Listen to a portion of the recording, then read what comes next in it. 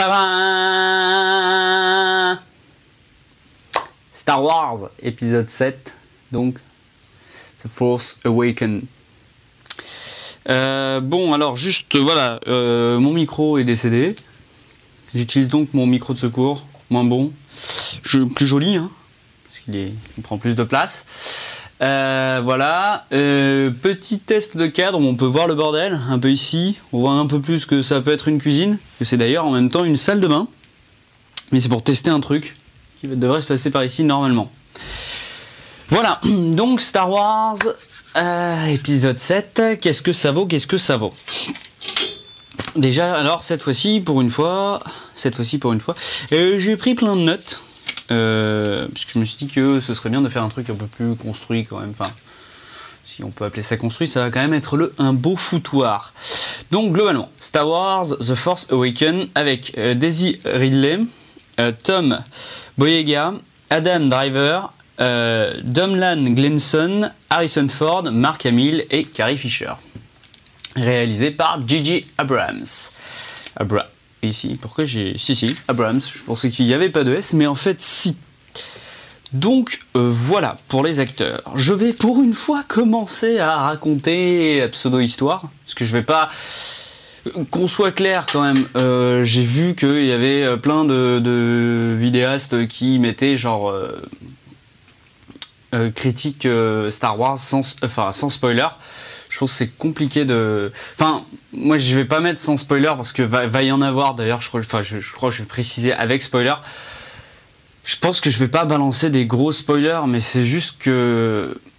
Enfin, je vais essayer de rester évasif s'il y a vraiment des gens qui veulent regarder, mais globalement, je pense que je vais balancer quelques infos quand même. Donc si vous l'avez pas vu et que vous voulez une surprise à 100%, ben voilà quoi, arrêtez cette vidéo et puis allez voir le film et vous regarderez cette vidéo plus tard quoi. Parce que moi perso je me suis fait spoiler bien comme il faut. Je vais pas balancer un aussi gros spoil que celui que j'ai eu, mais quand même, et ça fait un peu chier quand même. Donc si vous voulez avoir une surprise à fond, à 100%, voilà. Vous savez ce qu'il vous reste à faire. Donc, globalement, pour ce qui est de l'histoire, donc l'Empire a été remplacé par The First Order. On a donc au début... De toute façon, la situation est comme d'hab dans un Star Wars, vous est résumé dès le début. Et donc, on a trois personnages... principaux, enfin deux principaux et un qui a son rôle quand même un petit peu. Donc à savoir, on a Finn qui est un Stormtrooper et qui déserte. Voilà, j'ai prévenu, hein, il y avait quand même du spoil un peu. Bon, même si c'est le tout début du film quand même, voilà.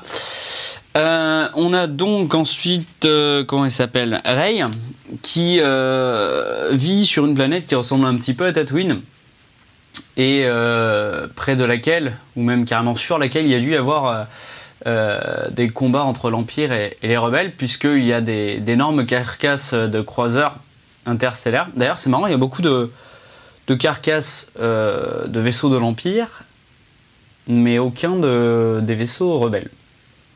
Voilà. Donc pour le coup, elle passe ses journées à démanteler ces vaisseaux et à revendre les pièces détachées. Et on a donc Poe, qui est un pilote, apparemment le meilleur pilote de la Résistance, et qui est en mission pour trouver des infos sur quelque chose. Là, je fais exprès de rester évasif, même si c'est dit dès le début du film, que je suis pas un gros bâtard non plus jusqu'au bout. Et d'ailleurs, c'est le propriétaire de BB-8,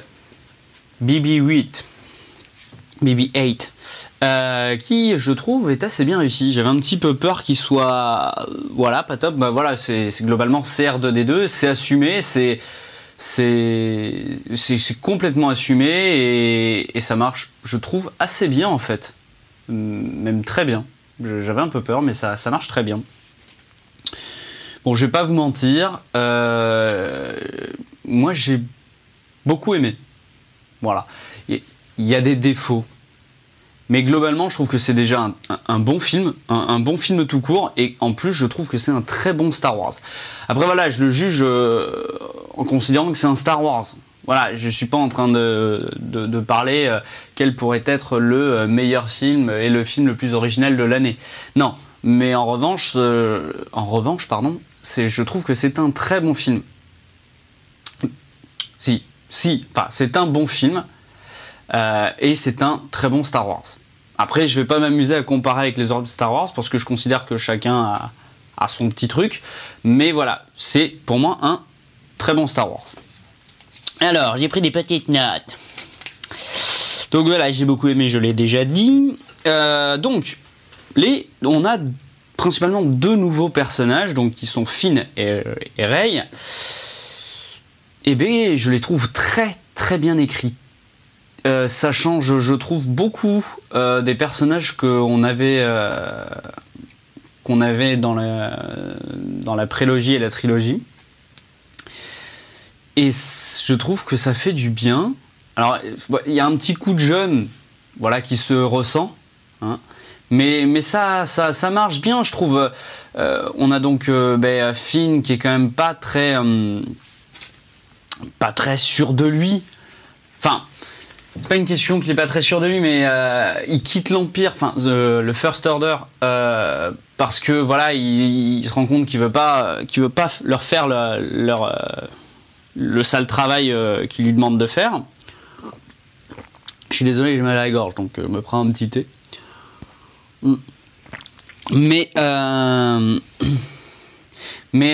il essaie, enfin son but c'est de s'enfuir, mais il a peur, il est effrayé, mais en même temps il voit que certaines personnes croient qu'il est quelqu'un, et donc il en joue, mais il sait pas trop comment en jouer, donc il le fait maladroitement, mais bien, mais voilà.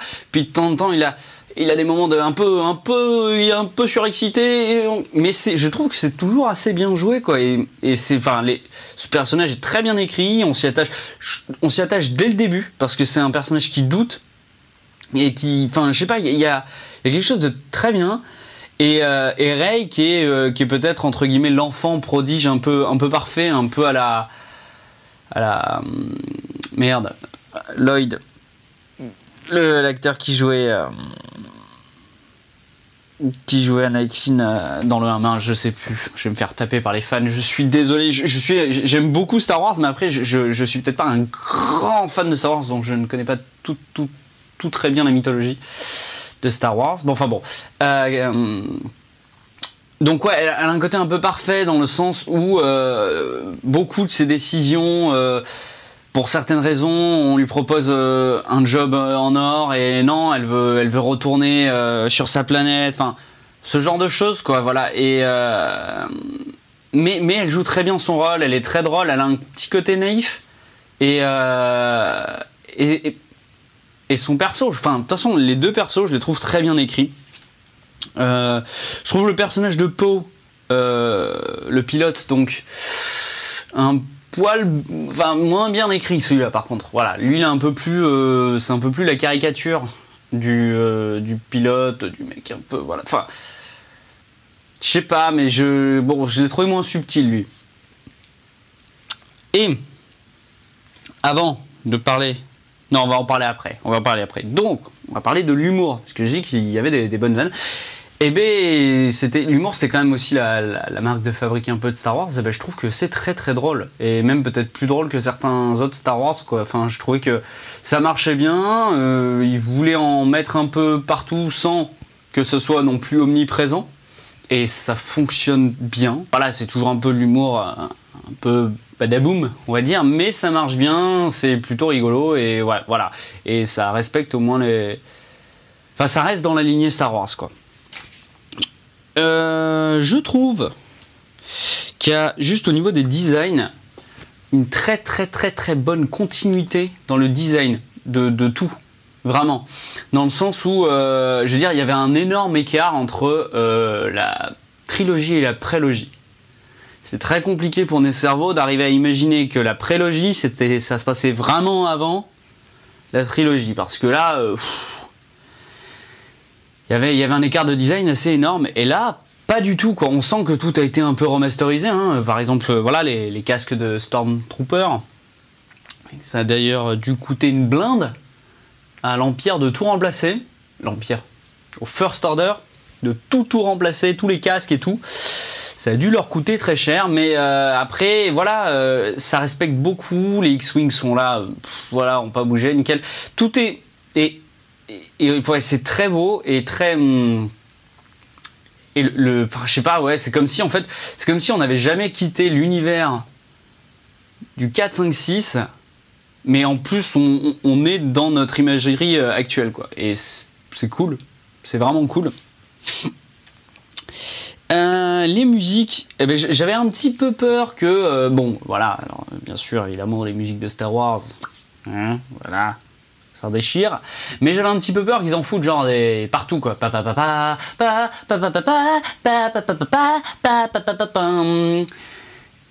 Ben en fait non, ils sont presque pas, enfin les musiques emblématiques de Star Wars, ils sont presque pas, quoi.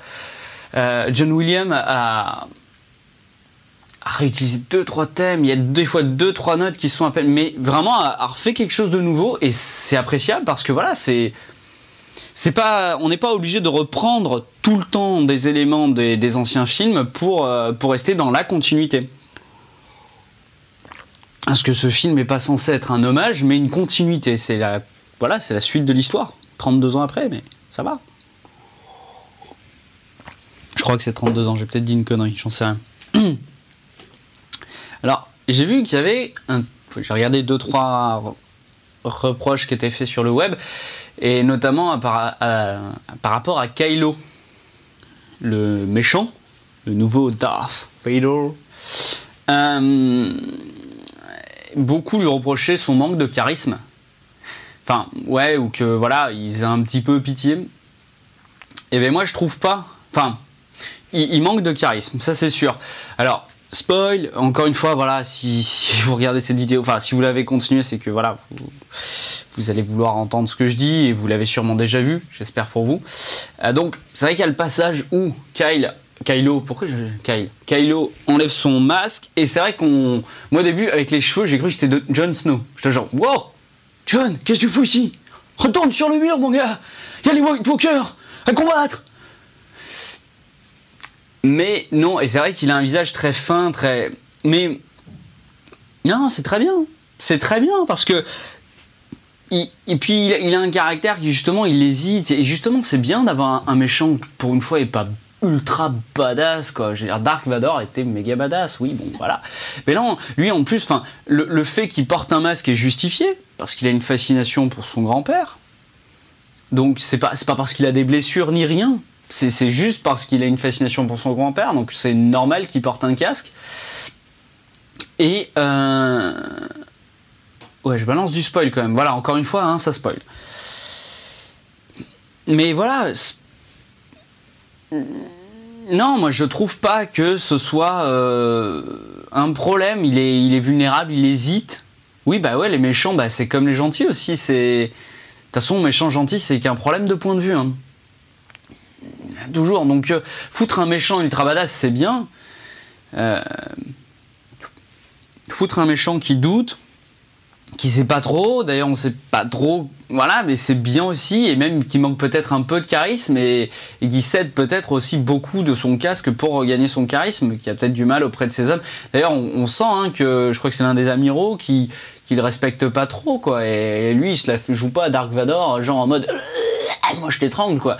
Non, il s'écrase pas, mais il a peut-être du mal un peu à se faire respecter, et c'est peut-être dû aussi beaucoup à son physique. Et justement, enfin, moi je trouve que pour le coup, ça marche bien. Et c'est pas dérangeant en tout cas. Et là, comme j'ai le light ring dans les yeux, je ne vois plus rien de ce que j'ai écrit. Voilà. C'est très beau. C'est très très beau. J'ai presque l'impression que Gigi s'est calmé sur les lens flares. Je me trompe peut-être, mais il y en a moins, j'ai l'impression, que dans Star Trek. Il y en a toujours, hein, c'est Gigi. Hein. Le gars, il est né avec des lens flares dans les yeux, quoi. Je pense d'ailleurs que c'est comme Cyclope, quoi. S'il enlève ses lunettes, il voit tout en lens flare, quoi. C'est pour ça qu'il a des lunettes. Enfin bon, Gigi en met toujours partout, mais enfin il y a une esthétisme un esthétique. Putain, je dis de la merde. Enfin, c'est beau, quoi. C'est beau et ça fait plaisir. Et voilà, comme je disais, c'est vraiment dans la continuité du 4.5.6. Donc tu retrouves tout l'univers du 4.5.6, mais avec une imagerie au top, quoi. Alors là, je l'ai vu en 2D et pas en 2D. Pas IMAX, puisque de toute façon IMAX ils le font qu'en 3D. Mais donc je vais retourner le voir parce que j'ai vraiment kiffé. Et cette fois-ci je vais le tester en IMAX. Et donc je vais être obligé de le voir en 3D. Bon, ça me fait un peu chier, mais bon voilà. Pour voir un petit peu, je vais voir la différence. On va voir le machin, le bousin. Petit kiff perso, c'est l'acteur. Alors je vais hyper mal prononcer son nom. Domhnall Gleeson. Donc qui joue plein de choses. Qui joue l'un des frères dans Harry Potter, l'un des frères Weasley, Ron, tout ça, mais c'est Charlie, je crois, qui joue dans Ex Machina, que j'ai adoré dans Ex Machina, qui joue dans About a Time, avec Rachel McAdams. Et donc là, il joue le rôle donc, de l'amiral en chef, je vais l'appeler comme ça, Amiralou. Et au début, dès que je l'ai vu, j'étais genre, waouh, cool, il est là. Mais je me suis dit, il va pas avoir un rôle de ouf. Et en fait, il a son petit rôle quand même. Il a notamment un discours, un moment pour motiver ses troupes, que j'ai trouvé, waouh, qui le discours monte crescendo. C'est pas un perso qui est censé avoir une importance magistrale ou quoi, mais pour le coup, je trouvais qu'il faisait largement son taf. Et je pense que plusieurs personnes qui ne connaissent... il y a pas mal de monde qui ne connaît pas forcément cet acteur, et en voyant juste son personnage, ils seront peut-être là genre « Ah putain, il est pas mal cet acteur !» Parce que même moi, c'est vrai que quand je l'ai vu dans Ex Machina, j'étais genre « Ah putain, je kiffe cet acteur, je l'ai jamais vu !» Et en fait, si, je l'avais vu dans Harry Potter, mais j'avais juste pas fait gaffe. Bon, il avait vraiment un petit rôle, quoi. Mais voilà, ça fait plaisir de le voir, et il joue très très bien son rôle. Plus que bien, d'ailleurs. Oui, voilà. Aussi, ce que je trouvais pas mal dans ce Star Wars, c'est que globalement, tout est bien justifié. Donc, comme j'ai dit, Kylo porte un masque par rapport à son grand-père. Voilà. Mais la suite aussi, par exemple, Finn, qui est quand même pas trop mauvais en bagarre, c'est dû, contrairement à Luke, qui Luke au début se prend quand même... dans le 4, une petite fessée par les hommes des sables, quoi. Bon, ils sont plus non... Enfin, quoique non, au début, c'est du 1 contre 1, quoi. Il se prend une méchante fessée, quoi. Là, on a Finn qui est quand même un peu plus balèze. Enfin, bon, sans comparer, on s'en fout. Mais c'est justifié parce que le gars, c'est un soldat, quoi. Donc, il sait un peu se battre. Et Rey, bon, le fait qu'elle sache aussi bien se battre n'est pas forcément expliqué. Ce sera peut-être d'ailleurs expliqué dans les prochains. Parce qu'il y a un petit mystère autour d'elle quand même. Ouais, mais en revanche, comme elle passe sa journée à fouiller, à dépouiller en fait des croiseurs interstellaires, et bien en fait, le fait que finalement elle arrive sans trop de problèmes lorsqu'elle est dedans dans un croiseur interstellaire en marche, à court-circuiter certaines choses et à comprendre le mécanisme de ces bébêtes là. Donc en fait voilà, donc ça ces choses sont bien justifiées et on comprend voilà, que les personnages sont pas juste, c'est pas un paysan random, c'est pas un boulanger, c'est pas un boucher, voilà, le truc est quand même assez un petit peu justifié, donc au moins c'est cohérent là-dessus. Globalement, je trouve que tout est bien fait pour te faire ressentir que tout est cool. Il y a des petits trucs frustrants comme tu vois, tu te dis ouah putain, ce serait bien d'avoir un peu plus de combats de sabre laser, mais je trouve que le film entier arrive vraiment à te faire comprendre que c'est le début d'une trilogie. Et je trouve que c'est pas mal dans le sens où le film arrive à avoir sa puissance à lui-même, mais en arrivant à te dire hey, t'inquiète, ça va arriver.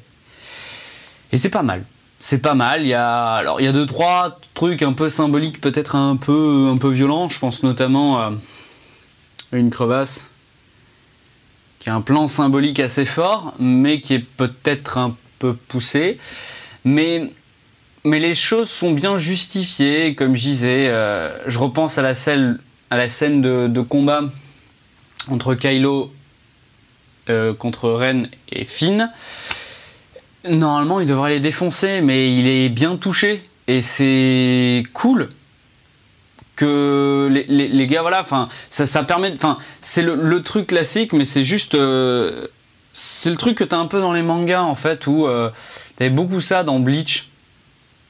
Enfin, c'est parce que j'ai regardé pas mal les animés de Bleach, mais voilà, le gars, la première fois qu'il l'affronte, bah, le gars il est blessé, ou alors il est amoindri, ou alors il pense à, il est touché par le décès de sa mère. Donc en fait, ce qui fait que la fois d'après où ils se rencontrent, les deux ont progressé, mais enfin, le héros a progressé, mais l'autre, en fait, il est plus diminué. Donc ça explique sa puissance. Mais là, c'est pas mal parce que, enfin, on sait déjà que le mec, il est méga puissant. Alors, c'est pas normal qu'il puisse leur résister autant. Voilà. Donc ça, c'est, enfin, les choses, je trouve que les choses ont une explication dans l'univers, dans la manière dont c'est présenté, assez logique. Voilà. Pas pour tout, hein, mais quand même, globalement. Globalement, donc, comme je dis, c'est quand même un film qui est... Enfin, je trouve que l'écriture a été plutôt faite de manière assez... On va dire, l'écriture en profondeur, je trouve qu'elle a été faite intelligemment. Voilà. L'écriture en profondeur. C'est-à-dire vraiment le petit souci du détail. Je vais revenir un petit peu sur les points négatifs après. Il y a un plan que j'ai trouvé trop kiffant. Vraiment, c'est le tout début où effectivement, voilà, on a le générique. On arrive dans l'espace. Toujours, un Star Wars commence toujours comme ça. Et là, en fait, tu vois une planète. Et en fait, tu vois le vaisseau qui lui passe devant. Mais en fait, tu vois l'ombre du vaisseau parce qu'en fait, bah, en fait, putain, je dis beaucoup trop en fait. On va essayer de trouver un autre mot, ok ? Car il s'avère que le vaisseau n'est pas éclairé. Et donc on voit juste l'ombre. Eh bien ça a un côté puissant quand même le machin. Ça marche très bien ce plan fonctionne très bien. Voilà. Maintenant, est-ce qu'il me reste des trucs positifs à te dire ? Ça j'en parlerai à la fin. Non, bon écoute, on va passer au petit truc un peu moins cool.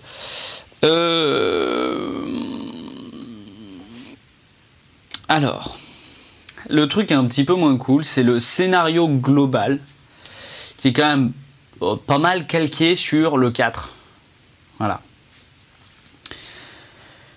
Bon, les gars, une étoile noire 3.0, c'était obligé. Je pense qu'il y avait 15 000 autres idées possibles. First Order, pourquoi pas, il n'y a pas de souci. Je veux dire, même en détruisant le QG et le chef d'un mouvement, tu vas pas forcément arriver à éradiquer le mouvement.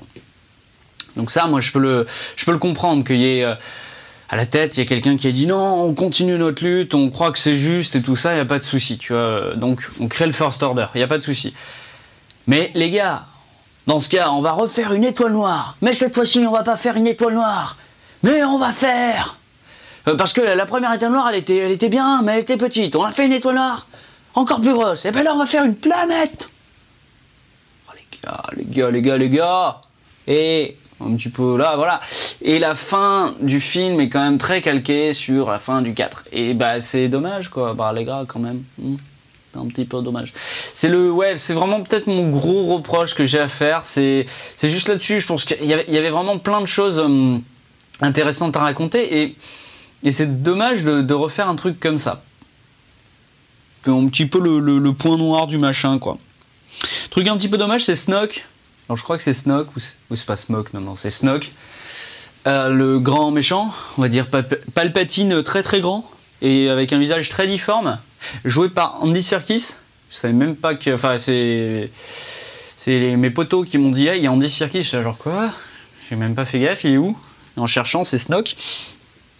Ce méchant, autant Kylo, j'ai aucun problème avec son manque de charisme, et comme j'ai dit, voilà, au contraire, je trouve le personnage bien écrit, enfin, ouais, plutôt bien écrit. Autant Snoke, j'ai un peu des réserves. Je suis beaucoup moins... Ouais, je sais pas ce que c'est que ce truc, je sais pas, voilà, ça fait un peu bizarre quand même. Oui, ça c'est un problème que j'avais eu aussi dans le 4, qui est l'attaque de l'étoile de la mort par 4 X-Wing et 2 Y-Wing. Voilà les gars, c'est toute l'armée rebelle. On vous balance tout ce qu'on a. Voilà, cette attaque, c'est un peu insensé, quoi. Enfin, ça fait bizarre. Et là, le problème, c'est qu'ils ont fait la même chose. Alors, ça passait dans le cadre parce qu'on découvrait les rebelles pour la première fois, un petit peu. Donc, on imaginait, voilà, qu'ils étaient, pour le coup, vraiment pas très nombreux. Là, ça marche un peu moins quand juste avant, il y a une bataille, voilà, contre l'Empire et tout. Et tu vois clairement qu'il y a, je sais pas, peut-être entre, je sais pas, 50, 100, 200 X-Wing là, qui arrivent et qui défoncent tout. Et genre tout d'un coup, genre on va attaquer la planète et puis en fait, bah non, on en envoie 20. Parce que bah voilà, il y a réduction de budget là, on a vidé les réservoirs de tous les autres, on peut pas les faire décoller. C'est toujours le truc un peu dommage parce que en fait finalement tu sais pas trop. Moi, enfin, tu sais, tu t'en fous, tu rajoutes. Bah, c'est une armée quoi, les rebelles. Bah vas-y, tu leur fous 2000 vaisseaux quoi. Attends, quand c'est un truc intergalactique, 2000 vaisseaux, c'est rien. Pas grand chose, hein. T'en fous plein en plus en un fog. Tu dupliques tout ça, tac tac tac, il n'y a pas de souci. Là, le problème, c'est que t'as l'impression qu'il y en a 20 et puis en fait, tu vois 40 morts à l'écran. Donc t'arrives, tu fais, mais attends, mais la flotte, elle est décimée. Et en fait, non, parce qu'il y en a plus, mais bon, t'es là, genre, ok. Et ça, c'est un petit peu, voilà, c'est un petit peu dommage. Et j'avais fait ça dans le 4 aussi. Et ils avaient refait ça dans le 1 d'ailleurs, un petit peu. Bon, après, dans le 1, c'était plus justifié dans le sens où Naboo, ils ont. C'est pas une force armée, quoi, donc ils avaient que quelques vaisseaux. Donc, ils ont attaqué la Fédération of Commerce. De commerce. Je ne vois plus rien. Ok. Donc là, bon, fini avec les points négatifs du film. Juste les petits fun facts, on va dire. Les funny facts. J'en ai deux. Le premier, Daisy, donc l'actrice qui joue Rey, ressemble beaucoup, je trouve, à Keira Knightley. Alors mes potes trouvent qu'elle ressemble plus à Natalie Portman. Bon, en soi, en fait, Natalie Portman et Keira Knightley, de toute façon, se ressemblent déjà toutes les deux. Elles jouaient toutes les deux dans La Menace Fantôme. Puisque Keira Knightley jouait une des servantes et qui jouait la doublure donc de Portman, de Natalie Portman. Mais moi, je trouve qu'elle ressemble plus à Keira Knightley. Et en fait, dans tous les cas, on était tous d'accord là-dessus. Elle a aussi la même voix même type de voix que Keira Knightley. Elle a ce petit accent british, je dirais, que j'aime beaucoup. J'aime bien les accents british. Et je n'ai pas un accent british, mais alors vraiment pas, mais j'aime bien son accent british. Et je sais pas. Donc voilà, c'était juste le petit fun fact. Et fun fact numéro 2, putain, je ne vois plus rien avec ce light ring. Ah oui, alors il y a une phrase à un moment où Harrison Ford dit à Finn, genre attention, les femmes connaissent toujours la vérité. Donc voilà, il y a des trucs clichés un petit peu comme ça, enfin ouais, si. Il y a quelques trucs comme ça un petit peu dans le film, pas beaucoup mais un petit peu. Et pour le coup là j'étais genre ouais ok bon ça comme les acteurs jouent bien, c'est un petit peu drôle, mais tu te dis bon, ok. Et pour le coup, je l'ai dit encore pas mal. Bon, je me suis dit, mince, putain, vu ce que vient de dire Harrison, ouais, on va dire Han Solo, à notre ami Finn, ça laisse présager une scène assez cliché entre Finn et Rey en fait. Eh bien pas du tout, je trouve qu'on a été un peu pris de court parce que, hop, une idée assez intéressante, comme quoi voilà, Finn, voilà, c'est cool, c'est assez cool. Alors si vous n'avez pas vu Star Wars The Force Awakens, je suis désolé, je vous ai un peu saccagé le film, en même temps vous l'avez cherché, hein, parce que je pense que la vidéo va être un peu longue. Voilà, donc mon avis quand même global, c'est que j'ai quand même beaucoup aimé le film. Je sais pas trop ce que les gens en ont pensé. J'espère que vous n'avez pas été déçus. Moi en tout cas, j'ai pas été déçu et j'ai vraiment apprécié. Je pense que je le reverrai plusieurs fois. Je l'achèterai, c'est sûr. Et oui, il a quelques défauts, ça c'est sûr, et même peut-être des défauts. Enfin, je pense, voilà, vouloir calquer le scénar un peu du film sur le 4, c'est un petit peu dommage. Mais à côté, je trouve qu'il y a tellement de trucs qui sont faits intelligemment que je trouve qu'en fait que ça passe. Voilà. Donc je crois que j'ai même pas besoin de vous dire que d'aller le voir, hein, voilà, les chiffres parlent d'eux-mêmes. Je crois que c'est un des meilleurs démarrages aux États-Unis, en Amérique du Nord. Donc il n'y a pas de souci là-dessus. Mais quand même, si vous aviez des doutes, voilà, moi je vous conseille quand même d'aller le voir. Et puis en fait, voilà, c'est plus mon avis sur Star Wars.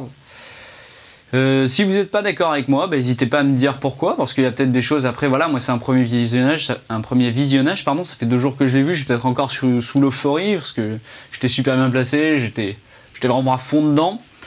Il y a peut-être des choses pour lesquelles là, on me les dit, si tu me dis genre ouais, mais attends, tu sais, tel personnage, en fait, voilà, ça colle moyen. Et là, je ferais peut-être genre, ah, c'est pas faux. C'est vrai que ça, c'est un peu pas crédible.